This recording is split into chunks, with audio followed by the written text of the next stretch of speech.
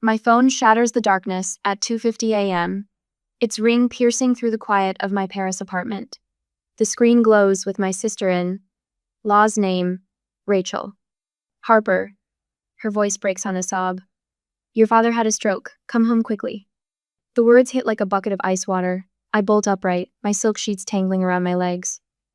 What hospital? St. Mary's, Rachel's breath hitches. Please hurry. My hands shake as I fumble with my laptop, booking the first flight I can find. 6,000 euros. Nearly everything in my savings, but what choice do I have? The Montmartre hotel project sits half-finished on my drafting table, its elegant lines a mockery of the chaos erupting around me. 6 months of work, my biggest commission yet, and now I'll have to abandon it. The taxi crawls through Paris traffic 40 minutes later while my mind races ahead. 8 hours trapped in a metal tube, wondering if I'll make it in time, wondering if he'll still be alive when I land. The last conversation I had with my father plays on repeat, his disapproval of my career choice, his insistence that I was wasting my potential outside the family business. My grandfather Raymond would have understood. He always said following your heart wasn't selfish if you did it with integrity. But he's been gone 3 years now, and without his gentle wisdom as a buffer, the family fractures have only deepened. The airport terminal blurs past as I run, dragging my hastily packed suitcase. I barely register checking in or boarding. My world narrows to the steady drone of engines and the tight knot in my stomach. Every minute feels like an hour. I spend the flight clutching my armrests, watching the sun crawl across the Atlantic. The woman next to me offers a sympathetic smile and a tissue. Apparently, I've been crying without realizing it. I manage a wooden thank you, but can't bring myself to explain. At the present, the taxi from JFK winds through familiar streets that somehow feel different. McGinty's Diner, where Dad used to take us for Sunday breakfast, is now a sleek coffee shop. The old movie theater has been converted to a pharmacy. Even my hometown feels like it's moved on about me. St. Mary's Hospital. I tell the driver, my voice hoarse from disuse. He nods, taking the turn onto Madison Avenue. An hour later, the emergency room entrance looms ahead, its red letters harsh in the morning light. I practically throw my fare at the driver and rush inside, wheeling my suitcase behind me. Gregory Peterson. I tell the intake nurse. He was admitted last night. Stroke. Her fingers tap across the keyboard. She frowns. I'm not seeing any record of a Gregory Peterson being admitted in the last 48 hours. That's impossible. My sister-in-law called. He's supposed to be here. More typing.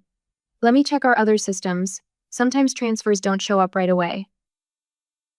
5 minutes of searching yields nothing. The cold certainty settling in my stomach has nothing to do with hospital air conditioning. I pull out my phone, hands steady now as I dial my brother's number. 1 ring, 2, 3. Blake Peterson. Where's Dad? A pause. He's at home. Rachel said he had a stroke, that he was at St. Mary's. Another pause, longer this time. There must have been some confusion. Why don't we come to the house? We can explain everything. The taxi ride to the family estate takes exactly 12 minutes. I count every second, watching familiar landmarks scroll past. The stone wall marking the property line, the wrought iron gates, the long driveway lined with maple trees my great-grandfather planted. I don't bother ringing the bell. The front door opens under my hand, unlocked as always. The foyer gleams with its usual pristine perfection. Not a speck of dust on the antique console table, fresh flowers in the Waterford vase, family photos arranged just so. Voices drift from the library. I follow them, my heels clicking against hardwood floors. The door stands ajar. And there sits my father in his favorite leather chair, very much alive and healthy, swirling bourbon in a crystal tumbler. Legal documents, mahogany dining table. Blake stands by the fireplace, his posture too casual to be natural. And in the corner, Arthur Whitman, our family lawyer, quietly organizes papers into neat stacks. Harper. Dad's voice is warm, pleasant, as if this were any normal morning. As if they hadn't just made me empty my savings account and fly across an ocean for a lie. Thank you for coming so quickly. We have some urgent family business to discuss. Blake clears his throat. About the hospital is a false alarm. Dad's fine. I look between them, my father's practiced smile, my brother's unconvincing concern, the lawyer's careful focus on his papers. The pieces click into place with terrible clarity. They needed me here, and they knew exactly how to make it happen. I set my suitcase by the door with deliberate care, buying time to decide, confront them now, or play along until I understand what they're really after. The choice crystallizes as I notice the trust paperwork among the scattered documents. My grandfather's elegant signature on the corner of one page, the word inheritance visible on another. So that's what this is about. I smooth my travel-wrinkled blazer and meet my father's eyes. Well then, I say, my voice steady, why don't you tell me what was so urgent it required faking a medical emergency? Behind me, the library door swings shut with a soft final click. I believe we can all agree this situation requires a delicate handling. My father swirls the bourbon in his glass, ice cubes clinking against crystal. The morning sun streaming through leaded windows catches the amber liquid, casting tiny prisms across the mahogany table. Legal documents spread before us like a paper minefield. My fingers curl around the arm of my grandfather's old leather chair, finding the familiar worn patch where his hand once rested. The scent of lemon polish and aged wood fills my lungs as I force each breath to remain steady, measured, professional. Just another business meeting. Family unity has always been our greatest strength. Dad's voice carries that practiced warmth he uses for particularly lucrative clients. Your grandfather built this company on the foundation of shared prosperity. Blake steps away from the fireplace, spreadsheets fanning out from his manicured hands. The quarterly projections show a concerning trend. His Harvard MBA comes through in every crisp syllable. Market volatility, combined with unexpected supply chain disruptions. Perhaps we should be direct. Arthur Whitman's leather briefcase snaps open. Our family lawyer extracts another stack of documents with surgical precision. The situation requires temporary fund reallocation to maintain operational stability. The magnitude hits me as I scan the numbers. $4.6 million. My voice sounds distant, hollow. That's what you need to avoid bankruptcy. Dad's fingers tighten around his glass. Your grandfather's trust comes due on your birthday next month. $7.4 million that could secure the family legacy. The room blurs slightly at the edges. I remember the day Grandfather Raymond explained his decision, the afternoon sun warming his study, his green eyes bright with purpose. The trust requires you to build your own path, little bird. Away from the family business, your father. He never understood there are different kinds of strength. Blake and Camille received their shares years ago. Dad's tone suggests reasonable disappointment. They chose to reinvest in the company. Chose. The word tastes bitter. I glance at Blake's Italian wool suit, the heavy gold watch gleaming on his wrist. He'd gotten his inheritance at 25, right after business school. The same year, the company mysteriously acquired 3 new lumber mills. Your grandfather would want you to save the family legacy. Dad leans forward, bourbon forgotten. He couldn't have anticipated this crisis. Blake slides another spreadsheet across the polished wood. I've prepared some projections showing optimal investment strategies. The return potential? Excuse me. My voice remains perfectly steady. I should freshen up after the flight. I rise with careful grace, heels silent against thick carpet. Dad's study door closes behind me with a soft click that echoes through my bones. My fingers trail along the hallway's oak wainscoting, gathering the courage to explore. The house feels different in daylight, emptier. Memories whisper from every corner. Summer afternoons spent reading in window seats, winter evenings watching snow fall in the garden. I slip into Dad's private office, the one even Blake rarely enters. File cabinets yield their secrets to the key I'd copied years ago. Financial records, property deeds, loan documents with interest rates that make my throat tighten. The family business bleeding money like a gutted animal. Movement in the garden catches my eye. Camille kneels among her roses, pruning shears flashing in morning light. My baby sister, the only one who never tried to shape me into something else. The French doors open silently. Dew soaks through my stockings as I cross the lawn. Harper. Camille's smile holds genuine warmth, but her eyes dart toward the house. She rises, brushing dirt from her gardening apron. I'm so sorry about everything. Are you safe? The question slips out before I can stop it. Her pruning shears snip a withered bloom. Financially? For now. Her voice drops to barely a whisper. Be careful. Blake's been moving money offshore. Shell companies, property holdings. I found some papers. I squeeze her shoulder once, memorizing the feel of worn cotton under my fingers. Time to decide, confront them now, or play the longer game. The trust paperwork surfaces in my mind. Grandfather's signature in the corner, his voice echoing across years. Patience, little bird. Sometimes the strongest position is the one they don't see you take. Back in the library, 3 pairs of eyes track my return. I smooth my blazer, channeling every negotiation I've ever handled in Paris. I appreciate the complexity of the situation. My tone suggests reasonable consideration. I'll need time to consider what's best for everyone. The tension bleeds from Dad's shoulders. Blake's smirk doesn't quite reach his eyes. Of course. Arthur Whitman gathers his papers with practiced efficiency. This is a significant decision. A few days to review everything thoroughly. I meet my father's gaze. That seems prudent. He raises his glass in agreement, perfect confidence restored.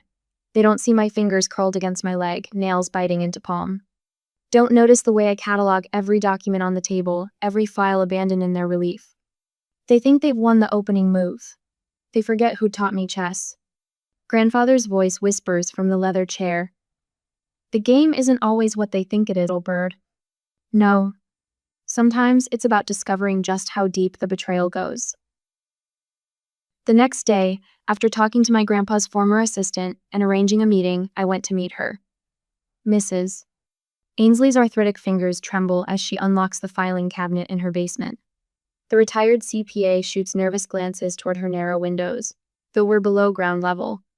Your grandfather insisted I keep copies of everything. She pulls out a stack of leather-bound ledgers. Even after Blake called them redundant and had the originals destroyed. I steady my phone's camera, documenting each page she turns. The numbers tell their own story, systematic draining of company accounts, masked as business expansions.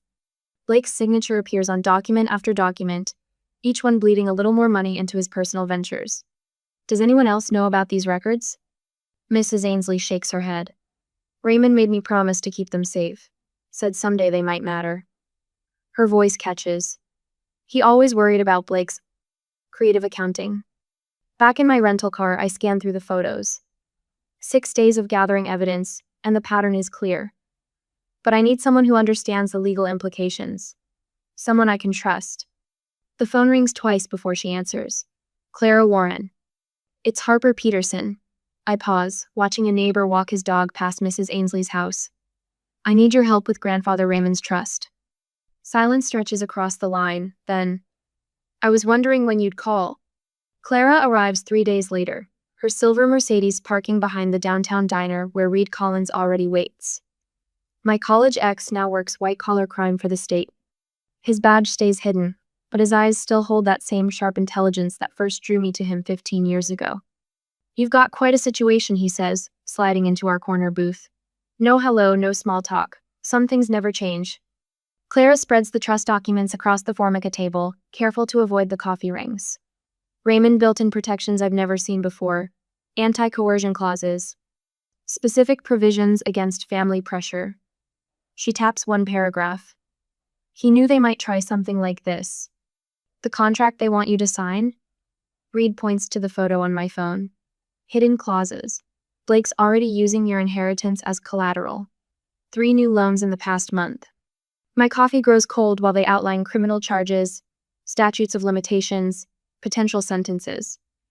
The fluorescent lights flicker overhead, turning Clara's elegant silk blouse in sickly green. Outside, trucks rumble past on the highway. Drivers will never know they're witnessing the dismantling of the Peterson family legacy. If we move fast, Reed says, we can protect the evidence. But Harper, his hand stops short of touching mine. This means turning in your own father. I know, I respond, and I am ready. We plan everything and go home. Later at my hotel room, the bathroom mirror shows dark circles under my eyes.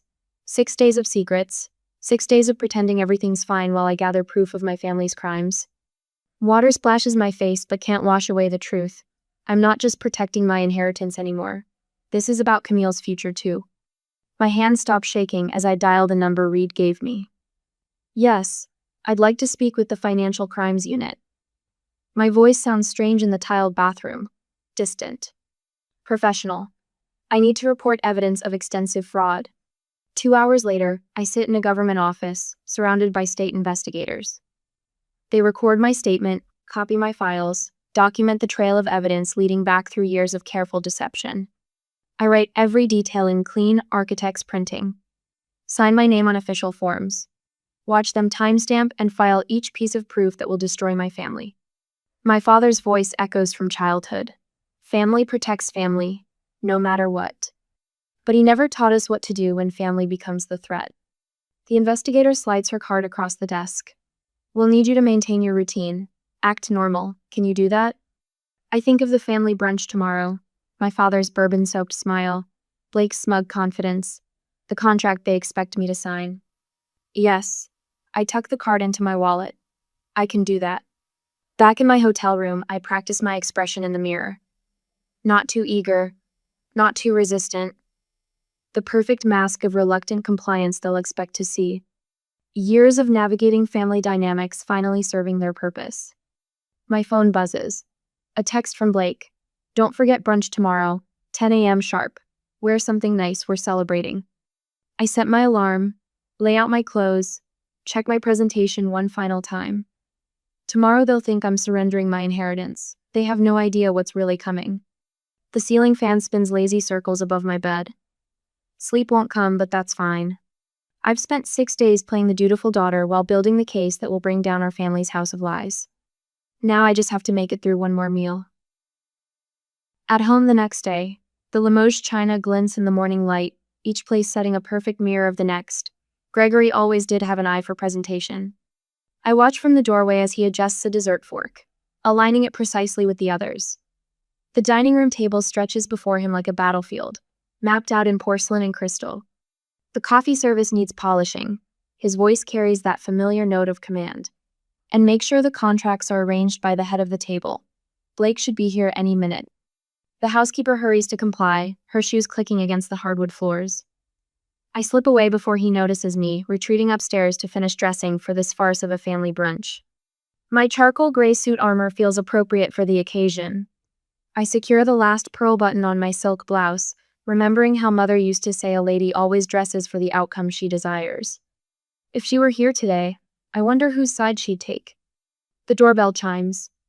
Through my bedroom window, I watch Blake stride up the front walk, leather briefcase swinging. He's whistling. Actually whistling, like a man who believes he's already won. I check my watch, 10:45 a.m., everything right on schedule. When I descend the main staircase 15 minutes later, the performance is in full swing. Blake arranges papers with practiced casualness while Camille fusses with flower arrangements, her eyes darting between family members like a nervous sparrow.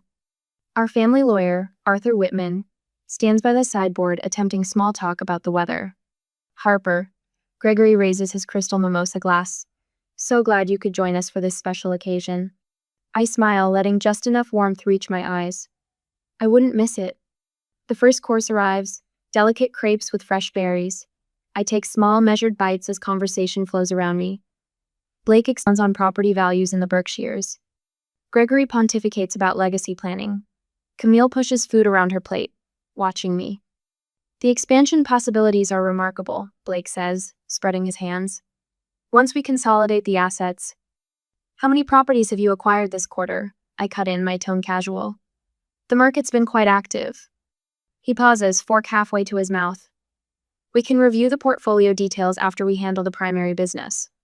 Of course, I sip my water, just curious about the scope of our family enterprise.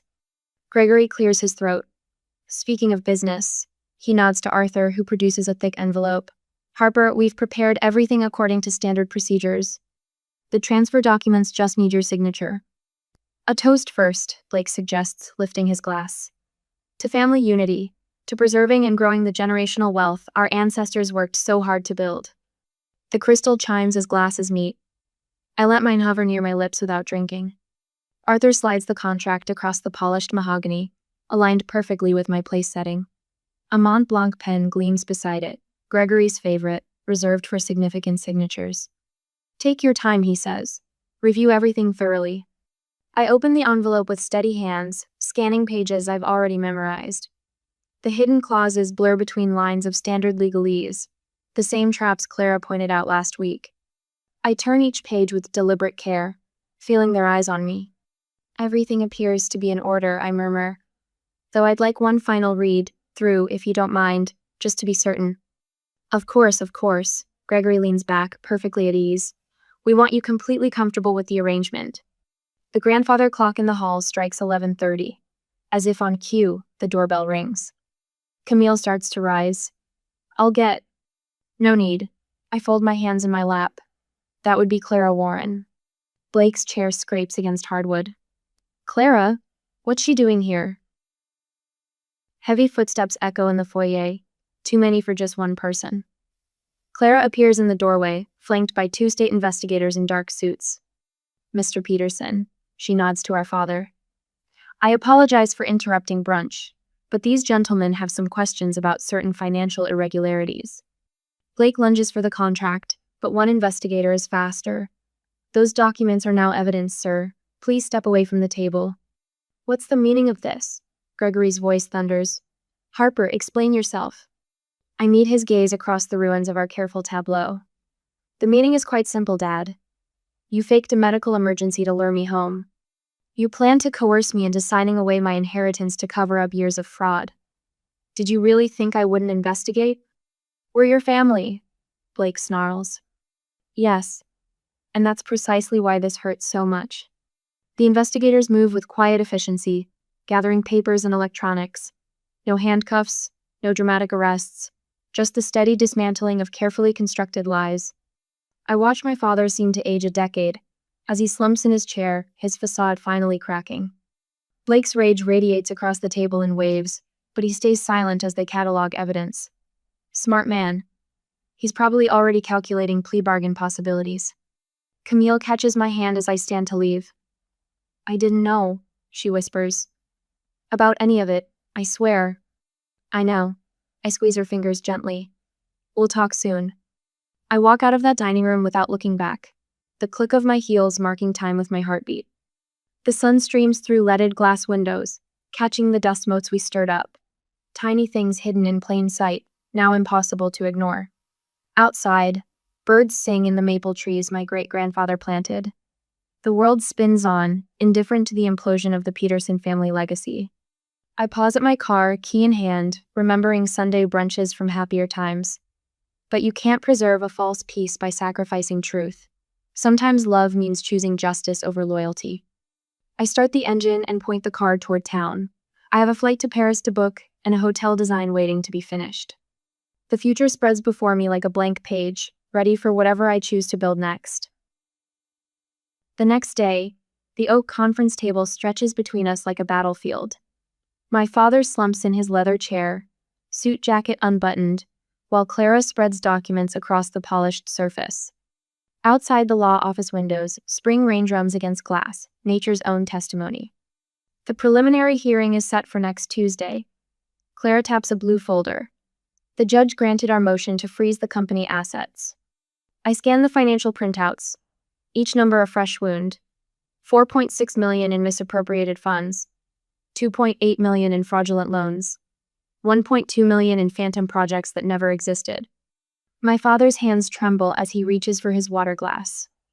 A week ago, those same hands gripped a bourbon tumbler with aristocratic confidence. Now his knuckles whiten against plain glass, wedding ring clicking softly. Blake's attorney called this morning. Clara's voice stays neutral, professional. They're exploring a plea arrangement. The evidence is substantial. Prison? The word scrapes my throat. Likely. The federal guidelines suggest 4 to 6 years, though cooperation could reduce that. My father's breath catches. I force myself to watch him absorb this, to witness the precise moment reality shatters his carefully constructed world. His shoulders cave inward, aging him 10 years in 10 seconds.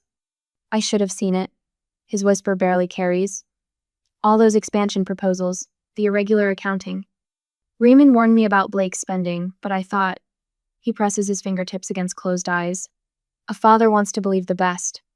Clara slides a leather journal across the table. The spine shows wear, corners softened by years of handling. My grandfather's distinctive handwriting fills the pages with architect's precision. Raymond left extensive notes about his concerns. Clara opens to a marked section. The trust structure, the career independence clause, the anti-coercion provisions. They weren't arbitrary rules. He was trying to protect you, Harper. All of you. I trace my grandfather's words. Blake shows concerning patterns with money. Gregory enables without seeing consequences. Must ensure Harper maintains independence from family influence. The journal entries span 15 years, tracking patterns I never noticed. Raymond watching, weighing, planning, building protections into his legacy like load-bearing walls in a foundation. My phone buzzes. Camille's text glows on the screen. Can we talk? Just us? Harper. My father's voice pulls me back. You don't have to do this. We can find another way. The family name. The family name belongs in handcuffs. The words snap out before I can soften them. You faked a medical emergency to manipulate me. You were going to steal my inheritance. The family name lost its meaning long before I exposed the truth. He flinches. Good. Let him feel something real for once. I've arranged counsel for both you and Blake. I gather the scattered papers into neat stacks. Quality attorneys who will protect your rights. That's more consideration than you showed me. You're still my daughter. And that's why I'm not pressing additional charges for the fake stroke scenario. I stand, smoothing my skirt. But it's also why I can't trust you anymore. I went out, leaving him speechless. The elevator ride to the lobby stretches eternal. My heels sink into plush carpet as I cross to the building's front entrance. Outside, the rain has stopped. Sunlight gleams off wet pavement. Nature's own fresh start.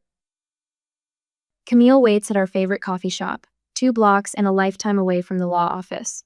Her fingers worry the sleeve of her cardigan, a nervous habit since childhood. But her spine stays straight, shoulders squared. She's growing into her strength. Blake won't speak to me. She stirs her untouched latte. He says I chose the wrong side. There aren't sides, Cam. There's right and wrong. I know. She meets my eyes. That's why I'm grateful. For what you did. For showing me it's possible to love family without enabling them. My throat tightens. I reach across the table, squeeze her hand. We sit in comfortable silence, sisters finding solid ground in the aftermath of an earthquake. The next week blurs past in meetings and documents. Peterson Timbercraft dissolves not with a bang but with signatures and seals. Civil penalties. Asset liquidation. Administrative proceedings conducted in hushed tones and climate-controlled offices. 3 different competitors offer to buy the company name. Old money vultures circling fresh carrion. I decline each offer, ignoring their escalating bids. Some things aren't for sale. My laptop screen fills with the familiar faces of my Paris design team. The Montmartre project timeline stretches across shared documents, waiting for my return. The structural reinforcement plans arrived from the engineer. Sophie gestures to blueprints visible behind her. We can begin interior work next month if... I'll be there. The certainty in my voice surprises even me. Book the contractor. I'm flying back next week. But your family situation, Pierre's forehead creases with concern, is precisely why I need to return. I minimize the timeline, pull up my original design renderings. This is my work, my life. They don't get to derail that twice. Later that week, I return to the house. I stand in my grandfather's study, now mine by inheritance. The land preservation paperwork waits for my signature. 3,000 acres of forest protected from development. A legacy deeper than business empires. Raymond's photo watches from his desk. Those same green eyes I see in my mirror each morning. I touch the frame gently. You saw it all coming. My whisper fills the empty room. The manipulation, the fraud, the hard choices. You built me an escape route before I knew I'd need one. The setting sun paints the walls amber. Soon I'll board a plane, return to the life I've built. Let the lawyers handle the details. Let Blake face his consequences. Let father wrestle his conscience. My phone chimes with a text from Clara. Final papers filed. You're free to go. Free. The word settles like a key turning in a lock. I power down my laptop, slip it into my bag. The study door closes behind me with a soft click of brass on brass. Sometimes walking away isn't surrender. Sometimes it's the bravest thing you can do. I need a year to figure it out, though. A year later, The morning sun glints off the copper mansard roofs of Montmartre as I stand on the hotel's terrace, watching Paris wake. My fingers trace the smooth marble balustrade, the exact shade and finish I specified 11 months ago. Below, delivery trucks rumble over cobblestones, and the smell of fresh bread wafts up from the boulangerie on the corner. The contractor hands me the final inspection checklist. Every box ticked, every detail perfect. The restored 19th century staircase spirals through the building's heart like a ribbon of brass and mahogany. Art Deco sconces cast warm pools of light across silver-veined marble walls. In the lobby, the original mosaic floor gleams, each tiny tile restored by hand. My phone buzzes a photo from Camille. She's wearing a Stanford sweatshirt, flashing a peace sign from her dorm room. The text reads, "First finals week done. Call tonight?" I smile, remembering our video chat last week.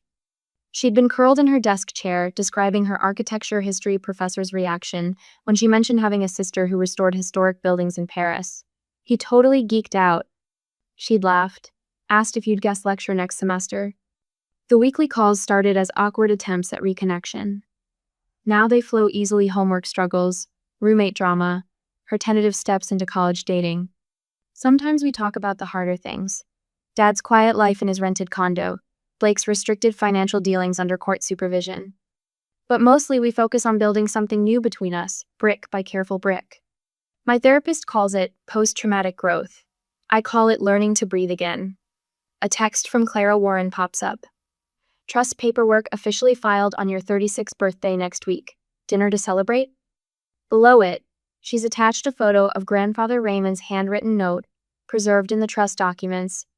To my Harper May, you build beautiful things that last. The familiar slope of his handwriting makes my throat tight. I tuck my phone away and walk to the edge of the terrace. The Foundation's first project stands half-finished 3 streets over a forgotten Art Nouveau gem being restored to its former glory. Local artists will have studio space on the ground floor, while the upper floors will house a small architectural library. The brass plaque by the entrance will read, "The Raymond Peterson Foundation for Architectural Preservation."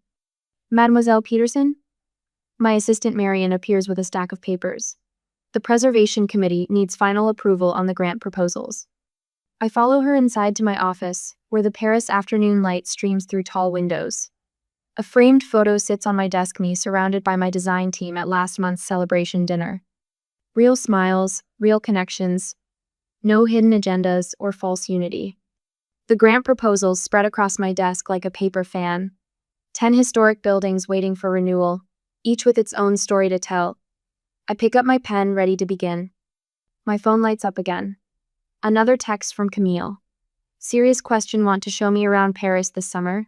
Promise not to criticize your French accent." A year ago, I sat in this same office at 3 a.m, staring at a phone call that would unravel everything I thought I knew about family. The journey from that moment to this one hasn't been easy. When someone fakes a stroke to manipulate you, it's not just betrayal, it's a test of who you've become. I didn't want revenge. I wanted clarity. And I got it.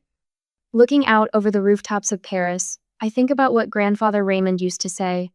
The strongest foundations are built on truth. He wasn't just talking about buildings. I text Camille back. "Yes, time to show you my Paris. But first, you have to help me plan the Foundation's next restoration project. There's this amazing old theater in our hometown.